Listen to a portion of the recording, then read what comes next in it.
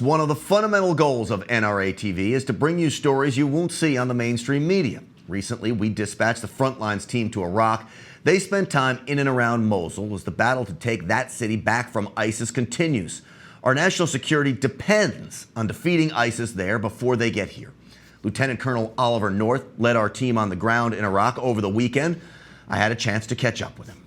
Colonel North, it's so great to have you back on the show. Grant, it's great to be with you. Always is, brother. First off, I'm glad you're home safe. I know you were in some rough times in there outside of Mosul and in Mosul. Well, this is a very exciting episode of what we've been doing for a long time because turns out we're right in the middle of probably the biggest fight that's taken place in Iraq since 2003. What we're seeing is the brutality of ISIS, the horror of the refugee crisis, the catastrophic failure of the Obama administration, and perhaps even a warning, a wake-up call, if you would, for the new administration, because if they don't deal with this problem, it's going to get a whole lot worse for us, certainly going to be worse for others. And the positive outcome in this could be actually the map of a new country. We met with a lot of folks out there who have that kind of thing in mind. And Colonel, so my biggest concern, what I've been talking about here on this program, is that this is not just some far-off city in the middle of nowhere. This is really about the safety and security of America. If Mosul falls to the bad guys, this could have serious consequences for our own national security.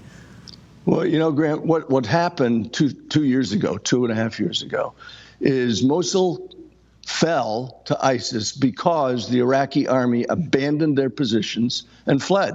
They left behind all of their equipment. And of course, ISIS captured that. It took fewer than 1,000 ISIS fighters to actually seize the city. So there was so much panic when they came charging across the Syrian border. And what, of course, happens is when they got all that equipment, they got volunteers from all over the world that wanted to join their caliphate. The good news is that caliphate is in its last days. It's the beginning of the end for ISIS as we know it, certainly as a caliphate.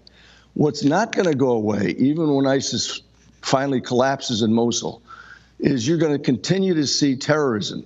It's just not going to be as effective in exporting it because they're not going to have the ability to send their propaganda out. ISIS as an enemy wants us all to live in the 7th century. The fact is they use unmanned aerial vehicles, drones, as it were, to send information to their suicide truck drivers. And so you get a V-bid that's being guided to its target by an unmanned aerial vehicle. They then record that information and use it for propaganda. They're the kinds of people who couldn't build a doggone light bulb, but they can turn one into a hand grenade. Yeah. They can't build a car, but they can turn it into a moving bomb with 7,000 pounds of explosives in it. And so it's a vicious, vicious outfit that when they're finally driven from Mosul, there's still going to be an effective terror force around the rest of the world unless we decapitate it. Well, and that, I hope, is the administration's goal in what they're doing. I'm hopeful it is, too. It clearly has not been the goal of the Obama administration. You know, Colonel North, President Obama has said for a long time that there's no military solution. He said that about Aleppo as well. And then you see Russia go into Aleppo and steamroll the place. Why is it taking so long in Mosul? And should the United States take a more active role in helping free that city from ISIS? Well, as people will see in this video, and this is really a powerful, powerful episode of what we've been doing for a long time, what they'll see is the cap that's been put by the Obama administration on what they can do and the numbers of people that are actually engaged as advising and assisting. And that's going to have to change. We're going to have to put forward observers and forward air controllers up front on the front lines. They also desperately need medical support. You're going to see some incredibly brave Americans out here helping the refugees and others providing medical support directly to the wounded counterterrorism service, the so-called Black Force that we actually did train and equip. There's only 3 brigades, and those are tiny brigades compared to what we'd consider to be a brigade. And they're the only ones that are actually fighting on the Iraqi side. The Kurds, the Peshmerga, who desperately would like to have their own homeland someday, the Kurds do know how to fight, just that we never gave them any equipment until just recently. The Baghdad government cut them off at the knees. Stuff that we would send for the Kurds was going through Baghdad, didn't get to the fighters in the field. The refugees that are being helped today over 1 million of them, are all being cared for simply by the Kurds themselves. The Peshmerga fighters are great. The relief that's being provided by the Kurdish people and the security that's being provided, all is being done at the expense of the Kurdish government, which, of course, since oil can't be exported from there right now, is desperate for revenues. My hope is that what this new administration is going to do, and the Trump administration has got to pay attention to this video, is they've got to make the kind of arrangements that Kurdistan can sustain itself. And ultimately, somebody needs to look at the map you're going to see in this video and decide, maybe this is time to redraw the lines that were drawn over a century ago.